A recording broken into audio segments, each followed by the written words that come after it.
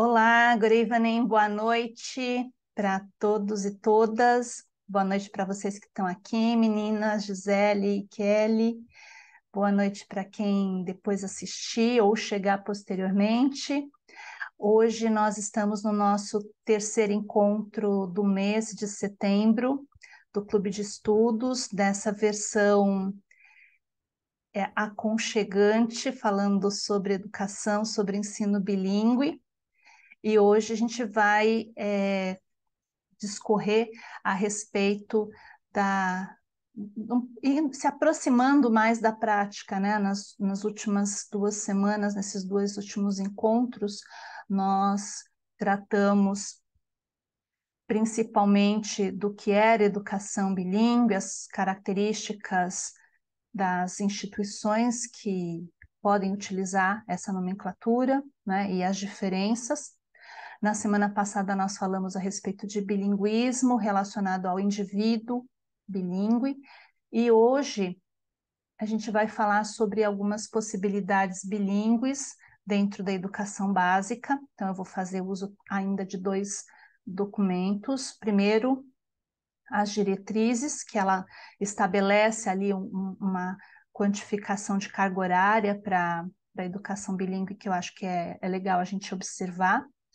E também eu vou disponibilizar para vocês um artigo que eu achei bastante interessante do curso que eu estou fazendo, que fala a respeito de consciência fonológica dentro da educação bilíngue, né? E ele é bastante didático e, ao mesmo tempo, bastante profundo. E quando a gente fala, né, a esse respeito, nós não estamos pensando só na língua adicional, nós estamos também pensando na língua materna. Então, daí a importância. E aí, a semana que vem é o nosso último encontro desse ciclo. Inclusive, estou aberta, mas é aqui um parênteses, né, aberta a pedidos e sugestões para o mês de outubro, se vocês quiserem depois mandar em qualquer um dos grupos as suas sugestões do que vocês gostariam de que nós conversássemos a respeito nesses nossos encontros para o mês de outubro. Para o mês de novembro já tem um tema que eu vou deixar para novembro por uma razão estratégica, mas outubro eu tenho algumas possibilidades e queria ouvir de vocês, se vocês têm aí alguma solicitação, tá? Fiquem à vontade, para que aí a semana que vem eu já passo a divulgar o clube de outubro, tá? E na semana que vem, o nosso fechamento vai ser relacionado ao professor, a quais são as incumbências e quais são as necessidades do profissional que vai trabalhar dentro desse universo bilíngue, né? Ou como professor da área específica de língua estrangeira ou de alguma das outras áreas, como a gente já percebeu, as fronteiras dentro desse universo da educação bilíngue, elas não são claras, né? A proposta do bilinguismo implica que os professores, eles de fato possam interagir em outras áreas que não a deles, né? Então, só comentando a respeito, eu fui num congresso, né? Num simpósio bilíngue em Joinville, numa escola internacional, e fiquei bastante feliz de perceber que várias dos comentários que nós fizemos aqui, eles apareceram por lá, né? Lógico que com um outro nível de profundidade, né? Mas eu falei assim, bem, estou feliz porque eu não falei nenhuma besteira, nem nada desatualizado, né? As coisas são desse jeito, né? E até um dos palestrantes nesse quesito da condição do professor, ele até fez esse comentário, ele falou assim, olha, o professor, o profissional que queira trabalhar numa instituição bilíngue, ele precisa estar disposto a aprender muito além das questões linguísticas, porque ele vai ser um professor de história, de geografia, dependendo do nível em que ele vai trabalhar, em que ele vai atuar, ele precisa estar aberto a isso, né? Porque ainda que nós vamos comentar ainda sobre isso semana que vem, né? As próprias diretrizes falem de formação em pedagogia ou em letras, nenhuma dessas áreas dá conta desse universo do bilinguismo, né? Como eu acho que a gente já percebeu, né? Então, deixa eu colocar aqui para apresentar. Então, o documento continua sendo as diretrizes, pelo menos nessa primeira parte, tá? E aí, o que eu queria usar desse documento, tá? E meninas, se vocês tiverem perguntas, quiserem falar a respeito de alguma coisa, abram seus microfones ou digitem aí no chat, que é para isso que a gente está aqui, tá? Então, do documento das diretrizes, eu queria comentar a respeito dessa questão de carga horária, né? Que lá onde nós estávamos lendo, né, vem ali algumas orientações, né? Não é uma camisa de força, mas é uma orientação para escolas, instituições que recebam, ou para receberem o título de instituições bilíngues, elas têm que, além daquelas várias questões que nós já vimos, tem a questão da quantidade de horas que devem ser distribuídas entre as duas línguas que a instituição objetiva utilizar, né, nas suas práticas. Então, para a educação infantil, é um mínimo de 30% das atividades curriculares até 50%. No ensino fundamental, idem, né, fundamental 1 e 2, mínimo de 30% e máximo de 50% das atividades curriculares. Essas quantidades são os conteúdos que são trabalhados na língua adicional, tá? E no ensino médio, um mínimo de 20% na grade curricular oficial, mais a possibilidade que o documento traz de que haja itinerários formativos na língua adicional também, né? Porque aí a gente sabe que o desenho atual do ensino médio, ele prevê ali uma carga horária para as disciplinas desse núcleo duro, né, do núcleo curricular oficial, e também ali uma carga horária para itinerários formativos. E aí cada ente federativo cada estado pode definir ali quais outras, né, disciplinas que envolvam a língua estrangeira podem participar dos itinerários formativos, né? E eu queria comentar algumas coisas. Primeiro, né, que quando a gente fala de proporção, né, de 30%, 50%, parece uma quantidade, se fala grande, né, mas a gente tem que pensar na carga horária, né, que existe nas disciplinas, nas escolas regularmente, né, então nesse rearranjo, então a ideia não é que aumente a carga horária da escola, mas que a língua adicional ela seja incluída dentro dessas proporções nas atividades curriculares regulares, né? Então, tanto na área de matemática, de biologia, de ciências, de geografia, de física, história, enfim,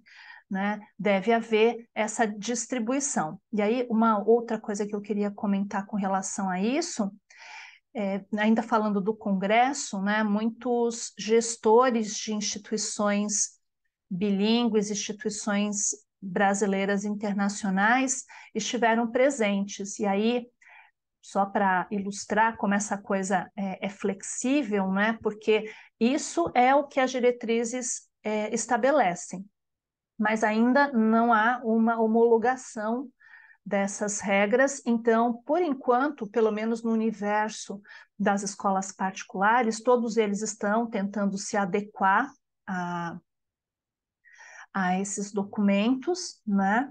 mas também tem a liberdade ali de seguir as suas próprias propostas, né? Então, uma das escolas que se apresentaram, eles trabalham, para vocês terem uma ideia, na educação infantil, eles trabalham com a proporção de 70% das atividades em língua adicional e 30% na língua materna, na educação infantil. E aí eles invertem no ensino fundamental, principalmente no Fund 2, né, acho que no ensino fundamental 1, se eu não estou enganada, é 50-50, e depois no fundamental 2, desculpa, houve... só um minutinho, gente, deixa eu desengasgar aqui. No Fundamental 2, houve uma inversão, então passa a ser 70% em língua portuguesa e 30% na língua adicional, né? Isso, inclusive, lá teve uma certa discussão com relação a isso, principalmente por conta, né, no caso da educação infantil, de um ensino que é quase que na sua totalidade em língua adicional, né, em detrimento da língua portuguesa, né, que causa, inclusive, tem algumas questões a se considerar, né, porque a importância, inclusive, o que nós vamos falar hoje é da importância da formação inicial, né, das crianças em período de pré ou alfabetização, tanto na língua adicional quanto na língua portuguesa, né? E no momento em que a gente tem uma proposta, né, como a que eu comentei com vocês, que valoriza quase que integralmente a língua adicional, nesse momento, muita gente discute, né, as possíveis consequências disso na alfabetização em língua materna, né? Então, é alguma coisa para pensar, tá? Ainda, olá, Renaila, tudo bem? Seja bem-vinda. E com relação ainda a essa questão da carga horária, eu destaquei ali 3 itens, né, que aparecem nesse mesmo tópico que eu acho que são importantes, né? Então, para que a instituição seja considerada uma instituição bilíngue, é necessário que o currículo ele seja oferecido a todos os estudantes, não é alguma coisa que vai ser pago adicionalmente, apenas a quem quiser. Então, a ideia de uma escola que seja bilíngue é que as atividades regulares oferecidas a todos estejam distribuídas dessa forma, né? Ou dentro dessas proporções que aparecem aí. Caso a oferta seja como atividades extracurriculares ou optativas, né? Então não é obrigatório que aconteça dessa forma, pode acontecer como atividades extracurriculares ou optativas, mas nesse caso a escola não vai se enquadrar como uma instituição bilíngue e o público-alvo deve ser comunicado. O que significa isso? Não sei quanto a vocês, mas a gente começa a estudar algumas coisas, aí o seu olhar sempre vai sendo direcionado para isso, né? Lá onde eu estava, lá em Joinville, eu até comentei com a Kelly que eu fiquei impressionada, né? Que do local, do hotel onde eu fiquei, que era no centro de Joinville, até a escola onde aconteceu o evento, tinha uma distância de 3 quilômetros, eu contei 8 escolas entre internacionais e bilíngues, com placa, né? Escola internacional, blá, blá, blá. Escola bilíngue, blá, blá, blá. A Maple Bear estava lá, né? Então, sim, tinha muita... Tem crescido muito no universo das escolas particulares, a gente viu, né? A Tamires comentou a semana passada a instituição, né, onde ela trabalha, o IASIG, fazendo parceria né, com algumas escolas lá da região onde ela mora. Então, tem muita coisa acontecendo, muita gente envolvida, é algo que está, é um movimento que está crescendo, que aos poucos, alguns estados, inclusive na rede pública, já estão tendo esse olhar. Infelizmente, aqui em São Paulo, ainda não de um modo assertivo, né? E então, aqui, quando se fala de escolas que tratem o bilinguismo como uma atividade extracurricular ou optativa, isso precisa estar claro para, vamos dizer, os pais, né? As pessoas que vão pagar por isso, né? Então, porque vocês sabem que isso é que nem convênio, é, operadora de telefonia, banco, né? Então, na hora que eles querem vender a proposta, eles vão falar, não, sim, somos bilíngues, tal, e assim por diante. Mas a gente tem aqui, né, uma observação de que tem regras para isso, né? Então, se a instituição opta por oferecer, ela pode dizer, é uma escola, tal nome, né, o nome da escola, com alguma solução bilíngue, um projeto introdutório ao bilinguismo, mas ela não pode receber o nome de instituição bilíngue, né? E até os profissionais que trabalham lá têm regras para isso também, né? Acho que é importante ter isso porque são instituições que cobram caro, né? E às vezes as pessoas olham o nome e esquecem de ver o que está acontecendo ali, se de fato é o que está prometendo ser, né? E no caso, né, um último aspecto é a ideia de carga horária estendida na língua adicional, que é uma proposta bem comum aqui no Brasil. E aí, para essa proposta, deve-se ter um mínimo de 3 horas semanais nessa carga horária estendida, né, que eu acho, particularmente, eu acho pouco, né, porque 3 horas semanais de carga horária estendida, sei lá, seria 1 hora e meia, 2 dias da semana, né, trabalhar com uma proposta bilíngue, né, quase que uma proposta de imersão, em 3 horas eu particularmente acho bem pouco, né? E aí, novamente, não é escola bilíngue, ok? Isso aqui é só para mostrar para vocês.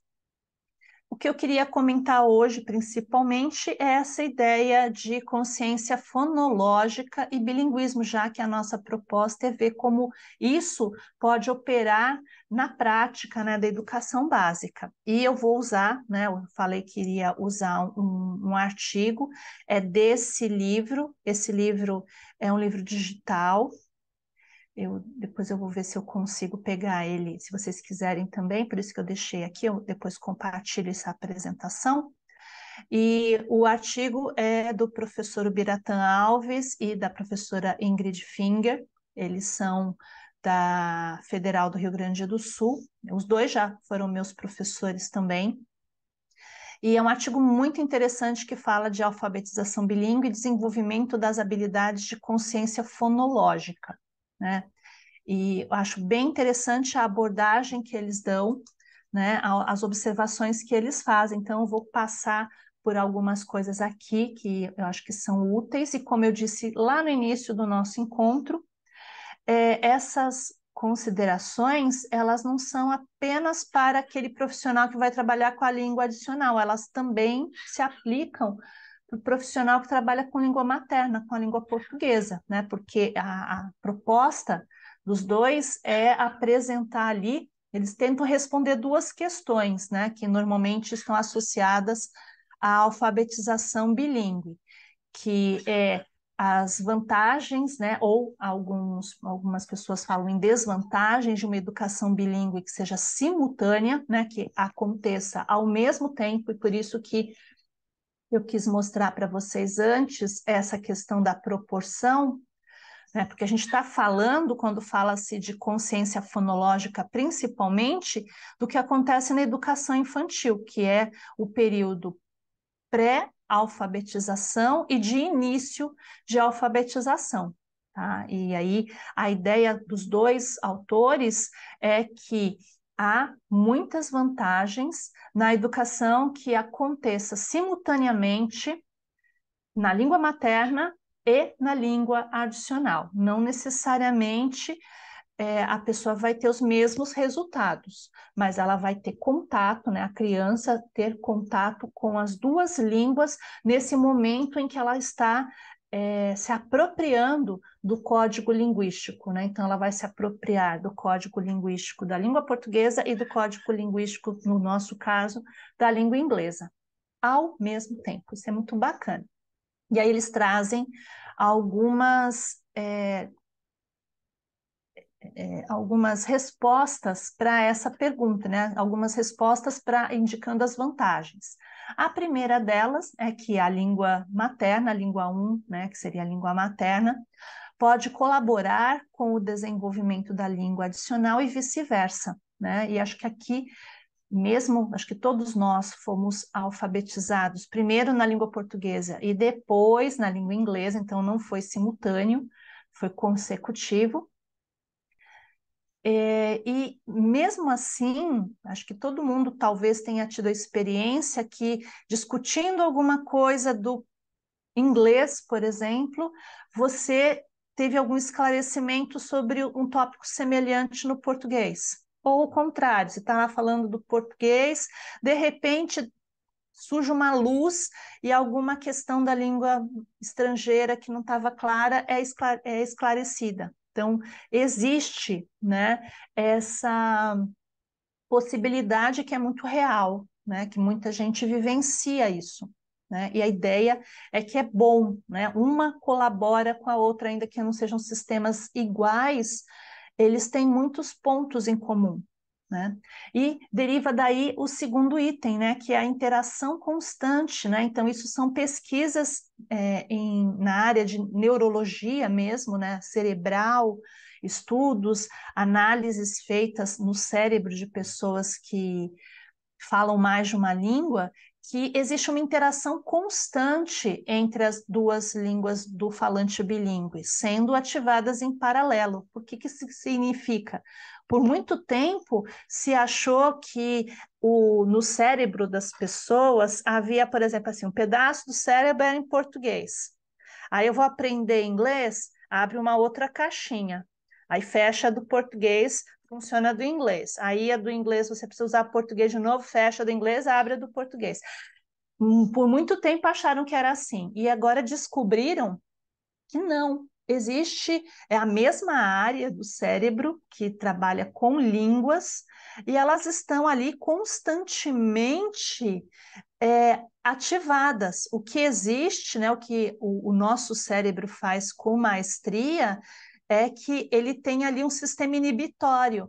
Bem, agora eu tenho que falar português. Agora é inglês. Agora ele sabe. E aí existe são justamente essa parte das funções executivas que cuida disso. Né, que vai dizendo, ó, esse momento é para uma coisa, esse momento é para outra, e por isso que você às vezes está falando um pouco em português. A criança, né, quando ele está aprendendo, ele fala assim, oh, me dá aquele truck ali, o truck é mine. E ele, às vezes, ele fala a palavra da língua que ele lembra, porque ele ainda não tem esse sistema inibitório pronto. Então, o que ele lembra, ele usa, não faz diferença, é língua, é comunicação.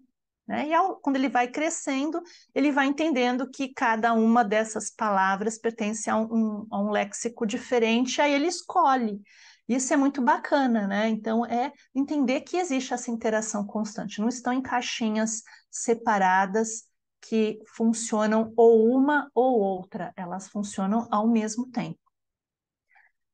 Uma grande discussão, né, talvez essa seja uma das mais que criam mais resistência da ideia de um bilinguismo simultâneo, é que atrapalha, né? Quem aqui já não ouviu? Você não pode aprender inglês antes de aprender bem português, porque senão você vai misturar, não vai saber escrever direito, não vai saber ler direito, né? E aí, novamente, há muitas pesquisas, muitos estudos, muitas análises, né? Muitas avaliações com indivíduos em vários estágios de bilinguismo, entendendo que sim, existe talvez num primeiro momento uma certa influência de uma língua com a outra, principalmente em crianças em fase de alfabetização. Mas essa é uma etapa que é transitória, né, e que faz parte desse processo de desenvolvimento das habilidades de leitura e escrita. Né? Eu achei um comentário, inclusive, ainda do evento em que eu estive, né, uma palestrante falou assim, engraçado, né? Às vezes os pais falam assim, olha, ele está fazendo aulas bilíngues, mas olha só como que ele está escrevendo, né? Escreve em inglês tudo errado, né? E aí a palestrante falou assim, perguntou assim, mas e como é que ele escreve no português? Ele escreve tudo certinho? Aí a mãe falou, não, no português ele também comete alguns erros, porque está aprendendo em ambas. Então, ele vai cometer, no português a criança às vezes não escreve, tanto são as fases, né? Ela não escreve faltando, ela coloca, por exemplo, faca, ela coloca um F, coloca um A, o, o, o F e o C, né? Ela tem ali as suas hipóteses. Na língua estrangeira vai acontecer a mesma coisa. Pode ser que exista alguma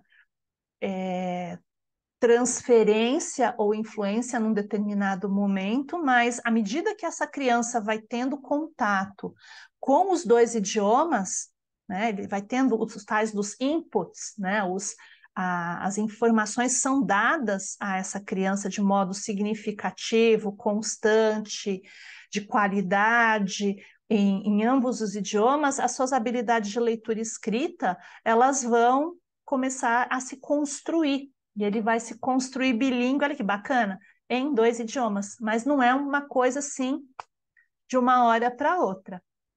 A criança não entra na escola e de repente no dia seguinte ela sai escrevendo e falando em português. A mesma coisa no idioma estrangeiro, precisa de tempo, precisa de persistência.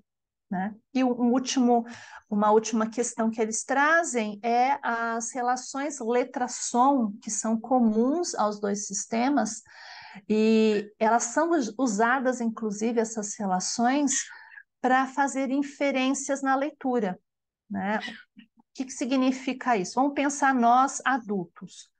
Às vezes você pega um texto que está escrito em inglês, você talvez não conheça todas as palavras, mas você começa a tentar fazer associações com o que você sabe no português ou com outra língua que você sabe. Então, essas relações que nós fazemos e que nos ajudam a inferir, né, a criar hipóteses de leitura, a criança também vai fazer. Né? Ela vai em cada fase que ela estiver, ela vai utilizar isso. Então, há muitas vantagens, talvez muito mais vantagens do que desvantagens nessa proposta de bilinguismo simultâneo, né? E a outra questão que eles pretendem responder neste artigo é quais metodologias deveriam servir para a educação bilíngue. A gente comentou, né, no decorrer desses últimos meses, um pouco não só sobre educação bilíngue, mas sobre educação de ensino de língua estrangeira e esbarrando também na questão de ensino de língua materna, né? E algo que eles trazem, que eu acho que é importante para nós pensarmos, é que o processo de alfabetização, e talvez não só o processo de alfabetização, os processos de aprendizagem, de aquisição de qualquer tipo de conhecimento, eles são dinâmicos e complexos. Né? Isso independente da área ou independente do idioma. Assim, as metodologias, elas não devem ser estanques, elas não devem ser inflexíveis, mas devem potencializar que as habilidades das crianças venham a se desenvolver nas 2 línguas, né? No caso que a gente está falando de educação bilíngue. Por que eles falam disso e por que eu coloquei essa imagem de um pêndulo? Né? Porque muitos estudiosos atualmente, né, da área de metodologia, eles falam principalmente que a história da metodologia, de como você ensina, de que forma as pessoas aprendem com mais facilidade, com mais efetividade, tudo isso é pendular, né? E eles vão dizer que o pêndulo, às vezes, ele vai todo para um lado, e quando o pêndulo vai para um lado, existe um exagero, né? Então, por muito tempo, o pêndulo ele foi para o lado estruturante, estrutural, né? Um lado em que se estudava as formas, as regras em cada área do saber. O mais importante eram as regras, né? E depois de um tempo, esse pêndulo foi para o outro lado, né? Ao invés de nós falarmos, hoje em dia, né, quando se fala em educação e em alfabetização, as meninas aqui que são da área de pedagogia podem até falar disso melhor do que eu, né?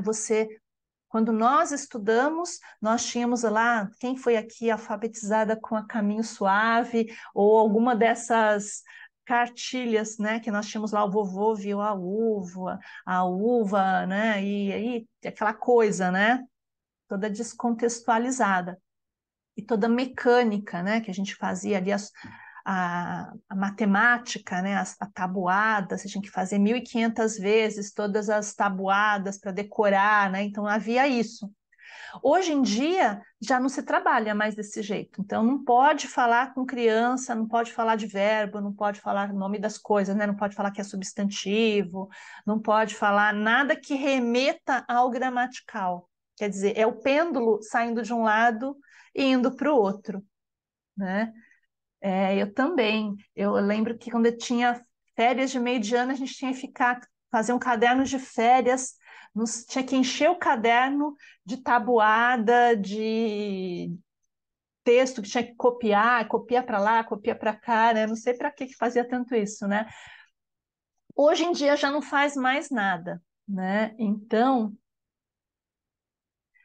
e aí a Kelly está comentando justamente isso, né? Que algumas pessoas só aprendem assim, né? Que não entendem essa globalidade, né? Porque as propostas atuais, elas são chamadas de globais, né? Os aspectos discursivos, né? Os aspectos muito mais globalizantes, né? Então, é o pêndulo ir para o lado diametralmente oposto. E nenhum lado ele é suficiente, né? Como a Kelly falou, tem criança como nós, tem gente que, quando eu dava aula em curso de idiomas, algumas pessoas se adaptavam ao método oferecido pela escola, outros não. As pessoas são diferentes, por isso, né? A vida, os processos são complexos e são dinâmicos, então não dá para a gente ter um modelo estanque, um modelo único. Daí que é necessário o quê? Um caráter, né, que agregue de tudo o que tem de bom, né? Já que as pessoas aprendem por modos diferentes, a gente também tem que entender que as estratégias precisam ser variadas. E por que não usar de cada uma delas aquilo que elas têm de melhor? Um pouco de cada, né? Olha lá, a Gisele comentou que está conseguindo voltar à língua inglesa através da cópia do áudio. Então, e aí, né? Fala assim, não pode ter ditado. Palavra que foi abolida do dicionário do professor, não pode, não fala de ditado, né? Que ditado que não funciona? Um ditado de palavras soltas, mas eventualmente algum tipo de atividade que você tenha que ouvir e escrever o que você ouviu, isso às vezes faz parte da rotina da vida, né? Às vezes a pessoa fala assim, anota aí uma informação. Você tem que anotar, é um ditado isso, só não tem esse nome, né? Então a gente precisa pensar nisso. E uma das estratégias que, infelizmente, e inclusive nos últimos anos, ela ganhou uma perspectiva muito equivocada, um retorno muito equivocado, foi a ideia da alfabetização fonológica, né, que foi associada, que voltou há alguns anos atrás aí, né, no último governo que nós tivemos, com uma proposta estruturalista, né? Não é disso que nós estamos falando. Quando se fala de consciência fonológica, é a agregação, né, da observação de aspectos sonoros que fazem parte de todas as línguas, né? Porque as crianças têm muita dificuldade em entender que a escrita ela não é uma cópia da fala, né? A escrita é uma ferramenta, né? Ela é uma abstração da fala. Isso é muito complicado para... Tem adulto que não sabe disso, né? Então, quando eu falo que a letra é a letra F, o nome que foi dado em português a essa letra é F, mas o som dela não é F, o som dela é... né? E isso é consciência fonológica, né? A relação entre letras e sons na alfabetização. E talvez para a língua, que no caso do português, a relação letra-som é um pouco mais próxima do que no inglês. A relação sonora e escrita do inglês é muito mais complexa do que a do português, né? Então, essas atividades que aliem aspectos, que é um aspecto gramatical, né? A fonética, os sons das línguas são aspectos estruturais. Junto com aspectos discursivos, de contexto, de situação de uso, eu acredito que realmente esse é um caminho, né, para tornar, e como vocês colocaram, pode ser que para um grupo A ou um grupo B, ou para a criança A ou para a pessoa B, talvez puxando mais para um ou outro lado, funcione, porque não tem certo ou errado, tem o que funciona, né? E aí, só para ilustrar para vocês, eu achei muito interessante, isso daqui eu copiei desse artigo, né? Tem outros exemplos, mas eles vão comentando, né, que essa proposta de consciência fonológica, e eles estão falando de uma consciência fonológica que acontece na educação infantil, antes do processo de alfabetização, porque eles dizem que a consciência fonológica ela se organiza em 3 níveis, né? Então, o primeiro é o nível das sílabas, né? Então, quando eles falam de consciência fonológica, alguns autores, eu coloquei por conta disso esse outro nome, que são as habilidades metafonológicas. É a mesma coisa de consciência fonológica, que é a capacidade, a partir de atividades, de brincadeiras, de exercícios, que propiciem à criança a reflexão e a manipulação dos sons, né, de acordo com o nível em que eles estiverem. O primeiro nível é o nível da consciência das sílabas, que já acontece com crianças bem pequenas, né, que elas conseguem perceber o quê? As sílabas, né? Ainda que ela não saiba o que é uma sílaba, o conceito de sílaba em português e em inglês é muito diferente, e não interessa aqui para a criança saber o que é uma sílaba, mas entender quais são as partes mais fortes da palavra, né? E aí a gente vai tendo uma consciência silábica, né? E aqui eles trazem alguns tipos de atividades ou de exercícios que envolvem essa consciência. Então, por exemplo, a habilidade de síntese, né? Então, quando eu falo, por exemplo, pausadamente, e o legal que eles trazem, estão vendo que na linha de cima está em português, na linha de baixo está em inglês, que o processo é semelhante. Então, a palavra, falando separadamente, vou falar separado, sílaba a sílaba, né, ou palavrinha por palavrinha, e aí vamos ver qual foi o resultado, que palavra que é, né? Então tem lá, já, cá, ré, né? E aí tem a palavra, a mesma coisa, alphabet, né? Percebendo que no inglês, às vezes, a separação silábica ela é diferente, né? Então, exercícios que envolvam a síntese, a segmentação, né, que é o contrário. Você tem a palavra, agora vamos ver quantas partezinhas tem nessa palavra? Pode ser por palmas, por batida, né? Peteca, concert. Tá vendo que e aí é legal pensar nisso no inglês, porque a gente tem a tendência no português, né? A gente coloca vogal em tudo. Então tem gente que divide assim, concerte, e não tem, né? A última, o T ali, ele pertence à sílaba anterior, né? Então se eu faço concert, são duas, não são três. Né? Algumas palavras no inglês, a tendência é a gente colocar uma sílaba a mais, né? Contagem de sílabas, né? Que é o mesmo exercício. Olha, giraffe, giraffe, duas sílabas e não três, né? Então, em brincadeiras, em jogos que se possibilita a iniciar um processo de consciência a respeito de sílabas, a identificação da sílaba inicial, né? Que é diferente da letra, né? Você não está falando de letra, você está falando de sílaba. Esse é o primeiro passo.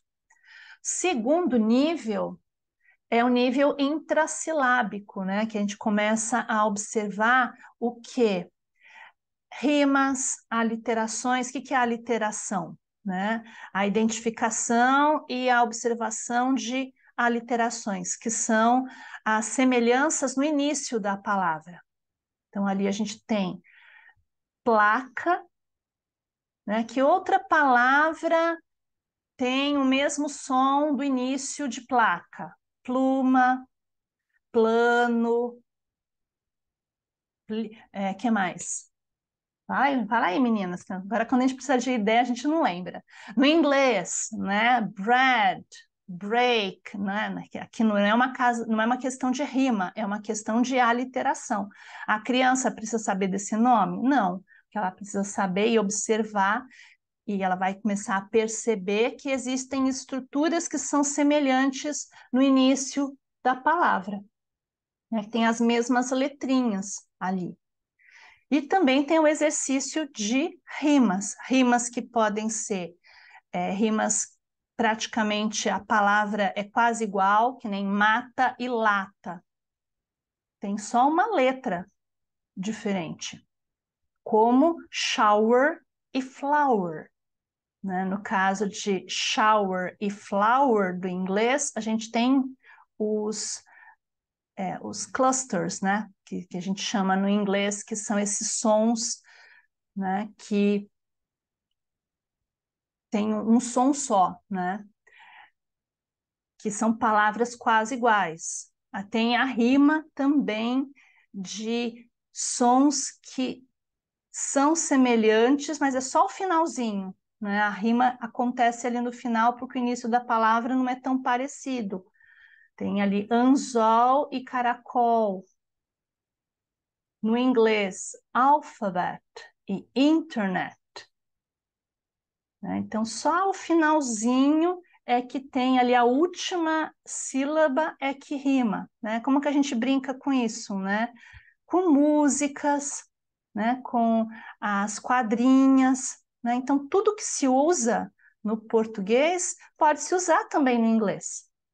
Né? Então, os recursos, reparem que eles são muito semelhantes. E tudo isso daqui acontece antes do processo de alfabetização. Né? A percepção de que há semelhanças. E é incrível como as crianças elas fazem associações e às vezes associações que nós nem imaginávamos, né? Que fazem comentários que nos deixam surpresas, né? Nos deixam assim falando, nossa, de onde ele tirou isso, né? Pois é assim. E aí, no último nível, né, dessa consciência fonológica, é o nível segmental da fala, que acontece junto do processo de alfabetização, né, que a criança em fase de alfabetização, ela já começa a fazer a relação letra-som, né, ela já vai observando os segmentos que são menores que a sílaba, porque até então se fala de sílaba, né? Dos grupinhos de palavras que tem ali um som forte. Aqui a gente já está pensando no nível da segmentação, né? Da observação do fonema, da letra, né? Então, identificação de mesmo fonema inicial. Então, vaso e vovó tem a mesma letra, o mesmo fonema. No inglês, novamente, a gente tem aqui processos mais complexos também, porque às vezes a correlação entre letra e som não é igual. Então, a gente tem o mesmo fonema em hat e em house. Mas, por exemplo, se eu tivesse aqui a palavra hora em inglês, que é hour, eu já não teria o mesmo fonema. Deixa eu até marcar aqui só para deixar claro o que eu estou falando. Então, nesse exemplo, hat e house, eu tenho o H, que a gente chama de H aspirado. Mas, se, por exemplo, a palavrinha fosse hour, eu não tenho o mesmo fonema. Ele não é par, porque o som do H em hour não existe. Estão vendo como que isso já exige da criança ou da pessoa que esse tipo de questão aqui. Inclusive, os autores do artigo falam, tem muitas pessoas que tiveram problemas na sua alfabetização, adultos, né? Adultos com problemas de leitura, de compreensão de texto, de articulação de fala, né? Que não conseguem fazer isso, porque eles não, por alguma falha no processo, ou algum problema físico, algum problema cerebral, eles não conseguem observar isso. Tem gente que não consegue ouvir, né? Não consegue perceber o som, né? E aí isso acaba criando um nível de dificuldade maior para a pessoa, né? A identificação de vocábulos com o mesmo fonema final, né? Então, calor e par, né? Só o som do R final que é o mesmo, né? E, novamente, no inglês, a gente também tem uma variedade maior, né? Aqui, laugh e cough. O começo é diferente, laugh, e o final, cough, mas ambos com o mesmo som, né? Exercícios de adição e de exclusão de sons, né? Que se trabalha muito isso na língua portuguesa, né? Aqueles joguinhos que você coloca ali, o desenhinho, por exemplo, o desenho de ala, aí acrescenta mais S e vira o quê? Vira sala. Então, dá para fazer a mesma coisa no inglês. E o contrário, né? Eu tenho uma palavra, tiro uma parte, o que que fica, né? Então, esses são brincadeiras, são exercícios, são jogos que despertam as habilidades metafonológicas ou a consciência fonológica em duas línguas ao mesmo tempo, né? Então, o que precisa ter, na verdade? O que precisa é uma articulação bastante grande, né, entre os professores que trabalham com essa criança, né, que trabalham a educação bilíngue, ela exige uma parceria muito grande entre os professores, todos os professores. Não é aquela coisa, aquele é o professor de língua portuguesa, aquele é o professor de língua inglesa, professor de matemática não tem nada a ver com isso, professor de história também não. Na verdade, no universo bilíngue, todos os professores, eles são professores bilíngues. Quer falem efetivamente, né, que sejam bilíngues de fala, né, ou não, né? Eles precisam estar articulados para que, de fato, essa educação ela aconteça, né? Porque esses exercícios, inclusive, de de consciência metafonológica, eles precisam ser articulados em parceria, não é a professora que está a professora alfabetizadora trabalhando dissociada da professora alfabetizadora na língua adicional. Elas têm que trabalhar juntas para mostrarem as semelhanças, para mostrarem as diferenças, para ajudarem as crianças a observarem isso, não é? Porque nenhuma criança, ninguém vai descobrir isso sozinho, assim, né? Se você não der o estímulo certo, se você não der a condução certa, né? Para isso, né? Já estou chegando aqui ao final, só que não. Há muitos recursos, né? A internet hoje em dia provê muitas coisas, né? Porque como que a gente trabalha, né? Com tudo isso, né? Então, talvez vocês possam falar muito melhor do que eu, né? Mas no caso da língua adicional, do inglês, né? Dentre os vários sites que existem, né? Existe esse que eu coloquei aqui a imagem dele aqui à direita embaixo, chamado AlphaBlocks, né? Que é aberto, né? Tem muito material bacana que trabalha justamente com os sons, né? Então, eles elegem ali alguns sons e aí tem as musiquinhas, né? Agora me fugiu a palavra, mas que são articulados, né? As historinhas, né? Essas historinhas que são articuladas para a prática, para a repetição de determinados sons, né? Eu até estava comentando com a Kelly um dia desses que a gente não aprende a falar bem sem falar. É que nem andar de bicicleta, é que nem nadar, né? Fazer qualquer tipo de atividade, você consegue melhorar a sua produção, a sua compreensão oral, a sua produção oral, a sua produção escrita, praticando. Não tem jeito, né? E aí esses recursos, né? Essas historinhas rimadas, né? Que há muitas em português, há em inglês, as parlendas, né? Que há em português, né? No inglês são essas, que agora me fugiu a palavra, né? Mas tem esses chants, né? Essas canções que são criadas também contando historinhas em inglês, elas servem para isso. E a internet, o YouTube está repleto disso. Para terminar, eu só queria comentar com vocês de um projeto que eu e a Kelly estamos desenvolvendo, ainda de modo inicial, mas nós estamos trabalhando com vivências bilíngues para a educação infantil, né? Juntando forças, né?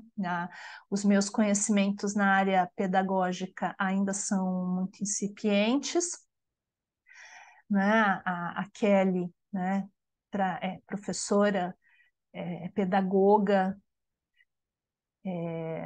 psicopedagoga, né? Ela tem várias formações, então a gente estamos juntando forças, né? Eu até montei agora uma versão Kids para o Farol Educa, né? Farol Educa Kids, e a gente está começando um projeto de elaboração de vivências bilíngues para a educação infantil, para o público da educação infantil. A Renala também já está sabendo disso, né? Estou apresentando aqui para vocês, porque a nossa ideia, né, principalmente, é trazer, né, essa proposta bilíngue para o público da educação infantil.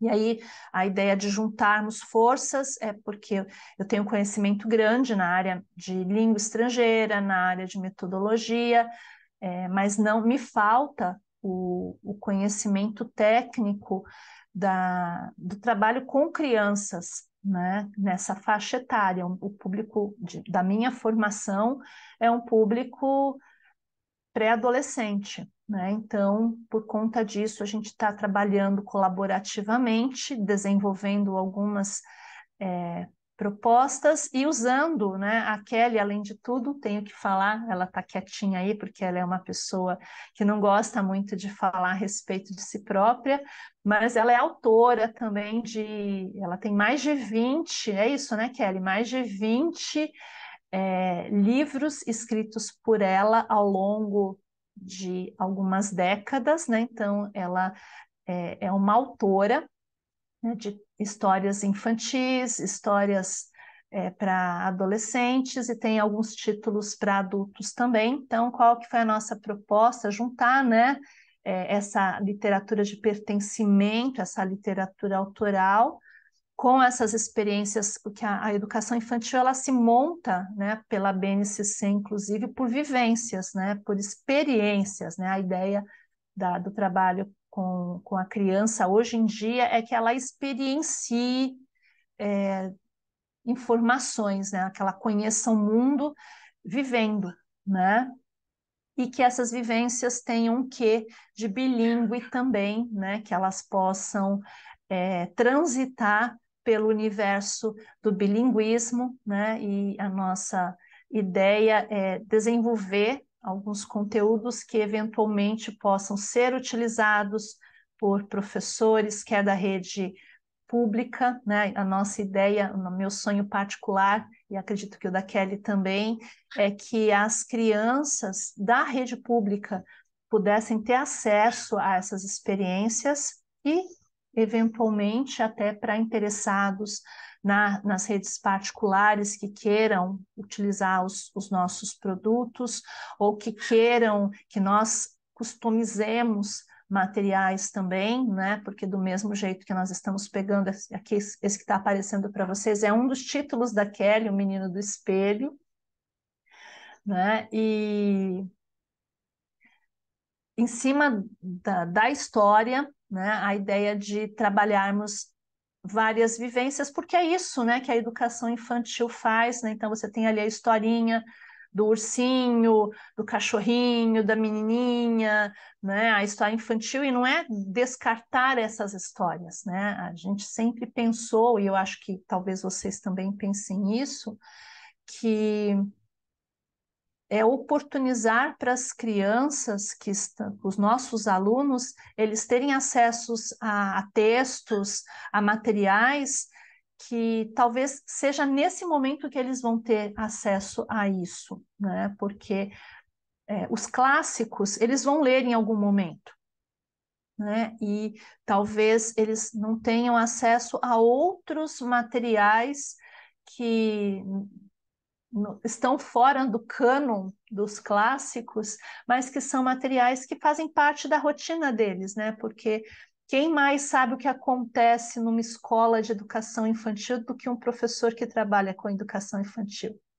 Quem é que sabe das necessidades de uma criança de periferia do que alguém, do que um professor que vive na periferia, né? Então, às vezes, inclusive, né, eu já estou terminando a nossa fala de hoje, os nossos comentários de hoje.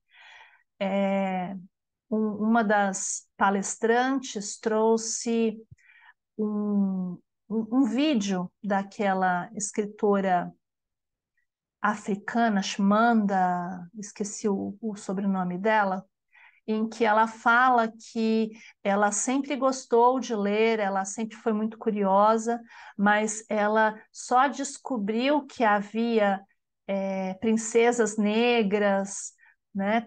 Muito tempo depois, né? Ela foi educada, né? E ela fala dos perigos de você ter um único olhar na história, né? Então ela fala assim, sempre para mim, e acho que para nós também, né? As princesas que nós vimos foram as princesas da Disney, dos contos de fadas, de Grimm, né? Que iam em florestas, que viviam em castelos. Nós não temos castelo no Brasil, né? O mais próximo de princesa que a gente tem na nossa história é a princesa Isabel, né? É da família real portuguesa, mas é muito diferente das princesas dos contos de fadas, né? Então, essa ideia de trazer textos, né, utilizar para uma formação de vivências e de bilinguismo associada à nossa realidade, né? Aos textos escritos pelos nossos professores ou pelos nossos alunos, né? Ou que façam de autores que façam parte da comunidade escolar. Eu acho que isso agrega, né? Isso soma, né?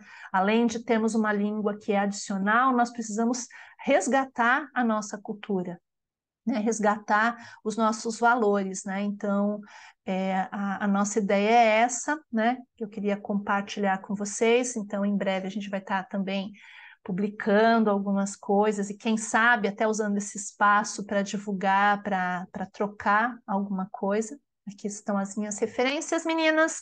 Era isso que eu tinha para hoje. Espero que tenha sido útil, que tenha sido elucidador.